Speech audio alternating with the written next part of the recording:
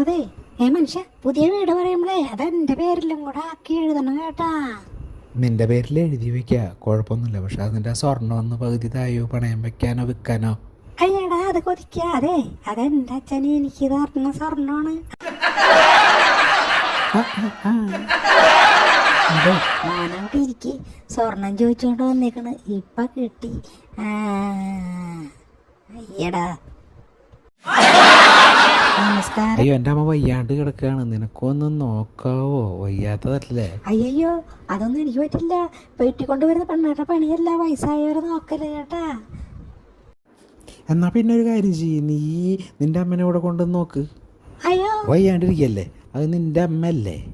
എനിക്ക് പറ്റൂല പറ്റും. ചേട്ടന്റെ ഭാര്യക്ക് എന്താ പണി? അയ്യോ, ഇതൊക്കെ എങ്ങനെ ഒത്തുവരും? നിങ്ങളുടെ അമ്മയല്ലേ എൻ്റെ അമ്മനെ ചേട്ടന്റെ ഭാര്യയെ നോക്കൂ. ഒന്നും മനസ്സിലാവണില്ലല്ലോ. പെണ്ണുങ്ങൾ ഇപ്പോഴും കല്യാണം കഴിച്ചു കൊണ്ടുവരുന്നത് ആണുങ്ങളെ വീട്ടിലേക്കാണ്. എന്നാൽ അവിടുത്തെ ഉത്തരവാദിത്തങ്ങളൊന്നും ചെയ്യല്ല.